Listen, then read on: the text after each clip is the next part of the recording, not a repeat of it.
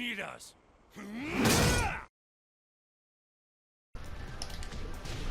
Good evening, everyone. Spring has finally come to the city of Kyoto. It's been very cold since I got here last month, but today was absolutely beautiful.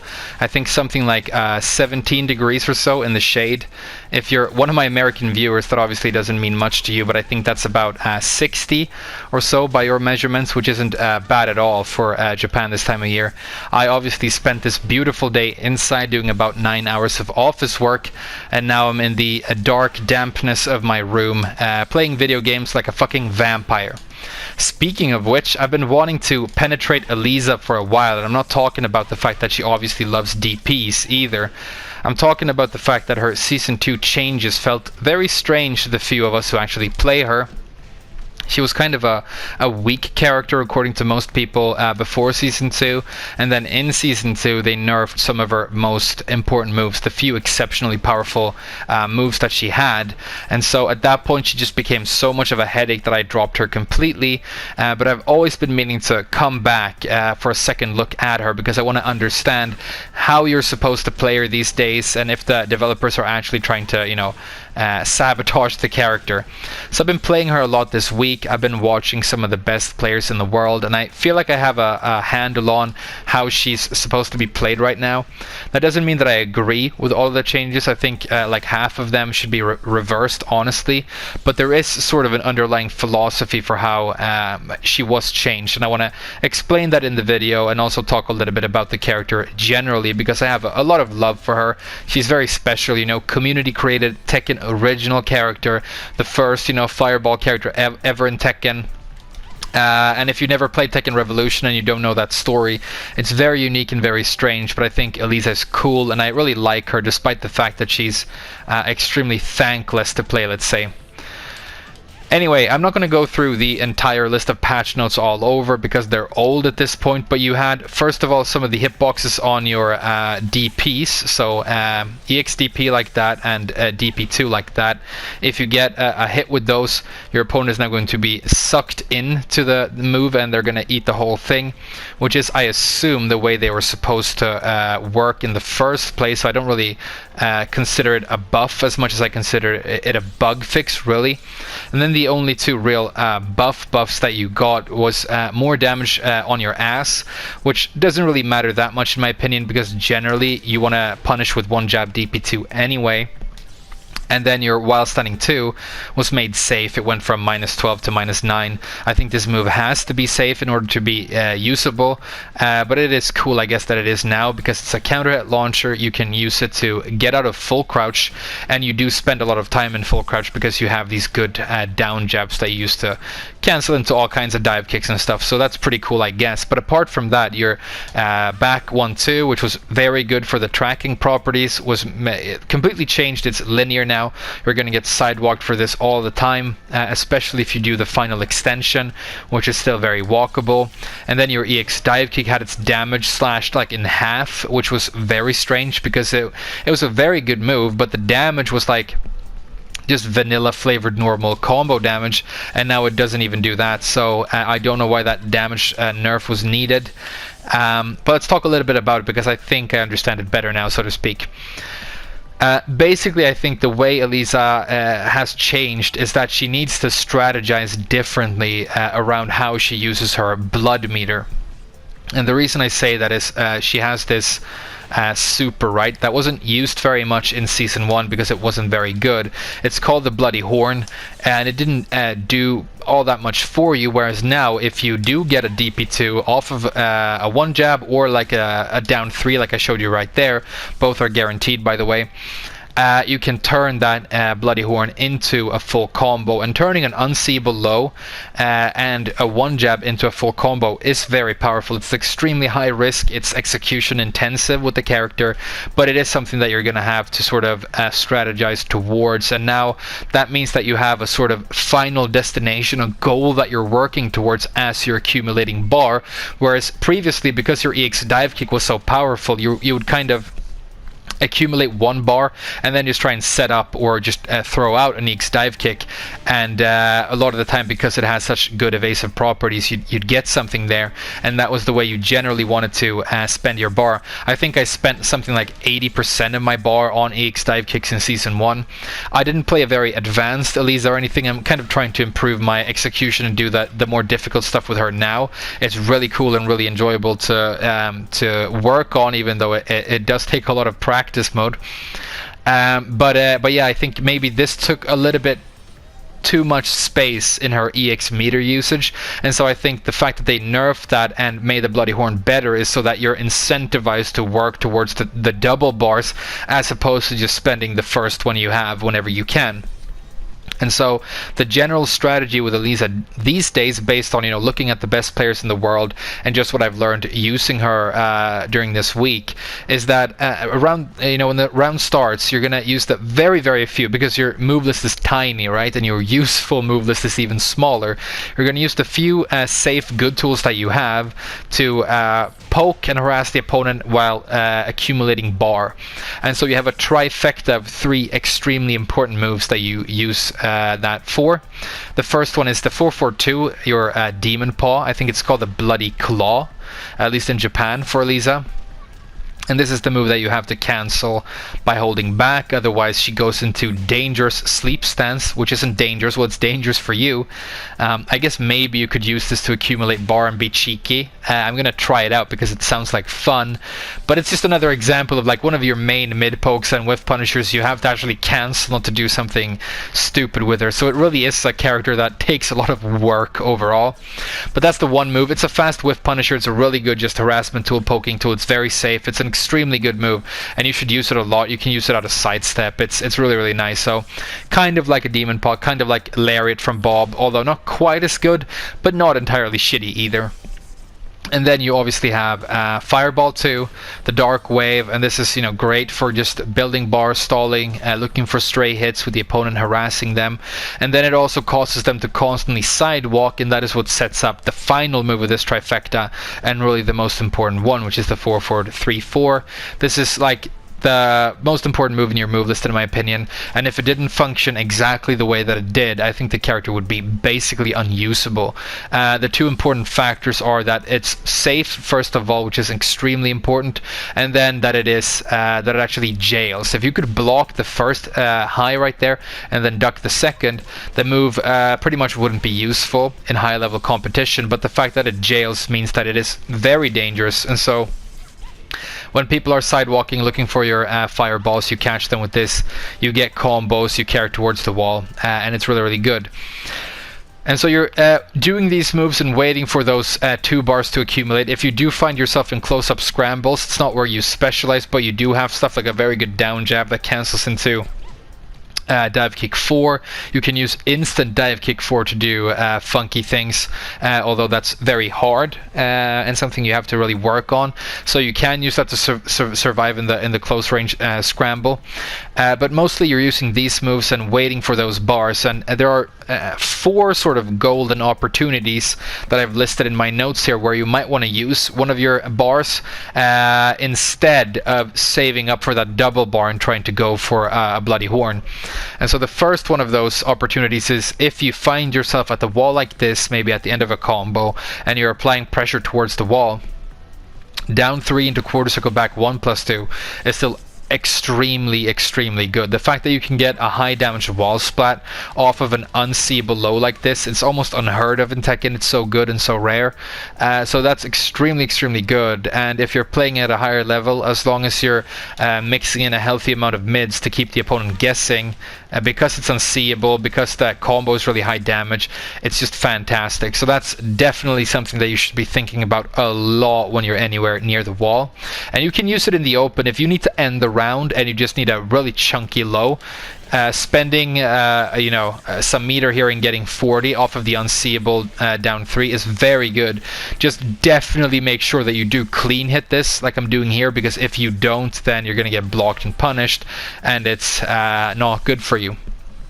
The second one of these opportunities where I think you might want to use bar instead of saving it up is if you're in a pressure situation, maybe, you know, Dragunov is running at you with the running 2, as he will, and you're put under constant pressure, you can use EXDP to fight yourself out of corners, fight yourself out of pressure. It still has the invulnerability, of course.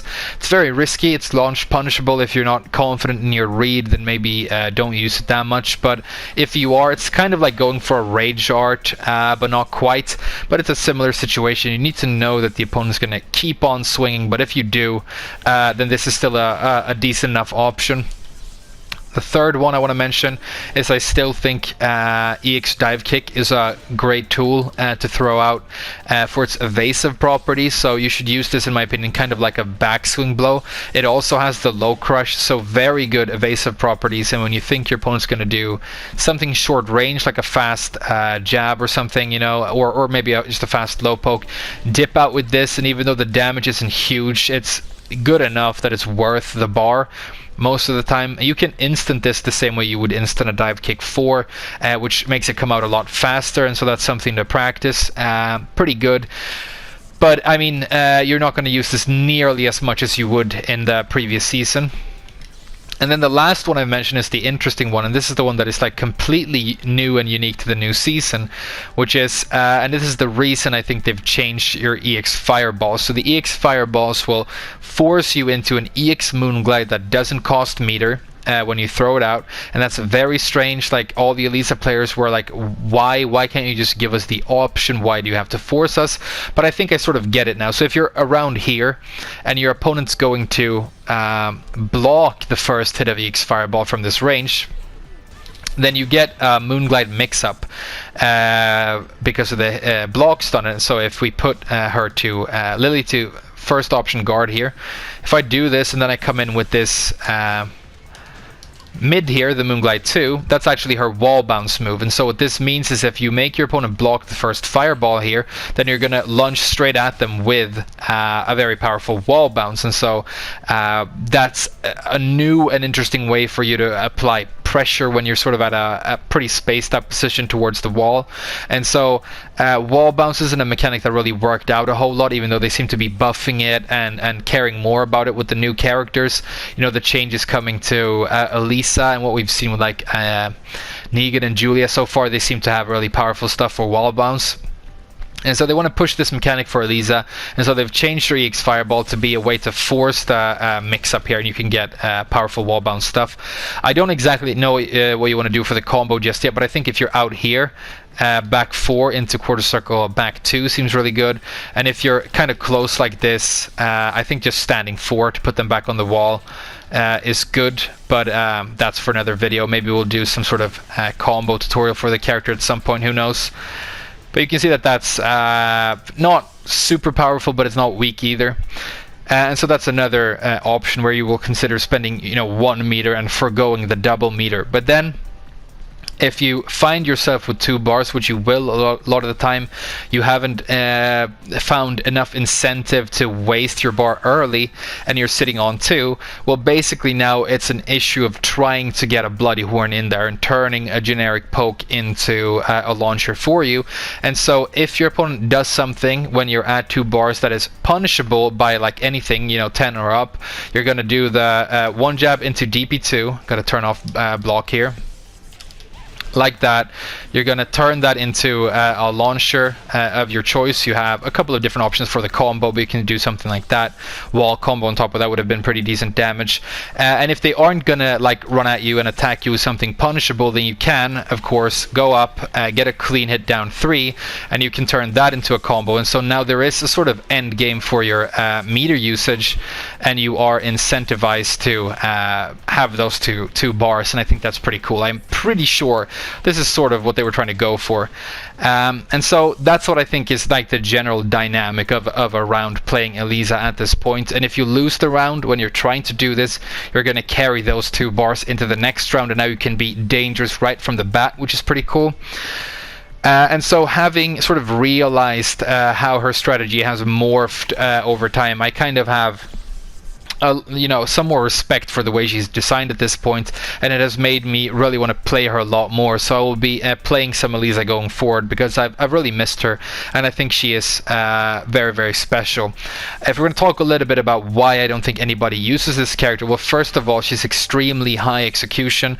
I think personally, and this is a controversial opinion, don't read too much into it, but I think personally she's the most advanced character in the game. I think she has the highest skill ceiling, because you can do pretty ridiculous things with her if you maximize. If you're doing like instant dive kick 4, counter hit confirm into down 3 DP2 bloody horn, that's like extremely difficult. You have to be fast, good reaction time, but if you do that, it's very, very powerful. But even when you look at extremely strong Alisa players, they will mess up stuff like that all the time, and they will drop her combos and so on. She's kind of like a character where you have to get what you can when you can, and then every once in a while you're gonna pull off one of these amazing magic tricks that are gonna feel really great. But just connecting with a DP with this character after a clean it down 3, or getting that 1 DP2 punish feels amazing. It's like some of the most fun you can have playing Tekken, connecting with this move and creating these janky little combos, looking for the wall. It's just really, really enjoyable, and I think the character is amazing. A lot of personality, a lot of flair. I love the fact that her hit spark has bats, and that bats fly around her blood meter and all the rest of it. So but yeah, that's one reason that she doesn't have a lot of usage. She's very advanced, and then even when you do learn how to execute with her, she's not necessarily one of the most powerful characters in the game. I would personally put her in the low tier at the moment. And so if you look at the trend of character usage in Tekken, and I know this isn't the case across the board, and I know you shouldn't be pessimistic about the community in general, but it seems that most people want the easiest, most powerful character when you look at just statistics for the entire community. People like to play characters that are simultaneously very strong and not necessarily very difficult to use, and there's at least a very strong correlation between those factors and what characters you see usage of. And it might be the case that you're a Dragunov player out there who just really thinks he's like the coolest looking character. Maybe your mother was in the Spetsnaz or whatever, and that's why you play him, and more power to you. I really hope you enjoy playing this game with him if he's your favorite character. But if those are the two criteria for what seems to determine who people play, the very advanced character who isn't very strong isn't going to be very popular. And even if you want to play this style of character, I think most people will just end up going for Geese, because he has a lot of similarities, of course, but then I think he's just honestly just a higher tier character than Alisa. However, I think she's so much more fun and rewarding that I would pick her over Geese any day of the week. So yeah, she's only a character you're going to play for love of the character. But then again, doing something for love is basically the best reason to do anything. So there you go. I wanted to make another video talking about execution difficulty in Tekken, and I wanted to sort of compare and contrast Alisa with the Mishimas, because they're both, execution intensive characters, but in very different ways. But I think I'm going to save all of that ammunition for another video and call it for today. The next time we speak, it will probably be about Julia or Negan.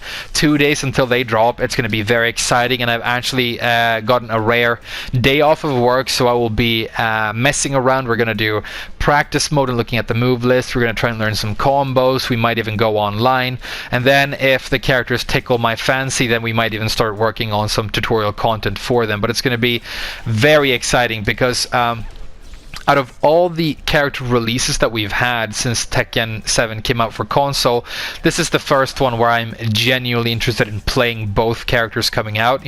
I wasn't a huge fan of Noctis or Geese, and even though I like Armor King and Marduk and I think they're very cool, they're not the style of character that I would typically play. And though also Anna and Leia, I really like both of them. I think they're the coolest looking characters we have in the game, more or less, but again, not necessarily something I'm interested in picking up. But I really like JC in Tag 2, and I think smacking people with a baseball bat is going to be a very interesting change of flavor when it comes to Tekken. So Looking forward to that. Hopefully you are as well. I'll see you when the characters come out, and we're going to talk all about them. But for now, give Alisa a chance if you haven't already. It's going to be a headache, but at the end of the day, I think it's worth it. Thank you so much for watching, and I'll see you guys again very soon.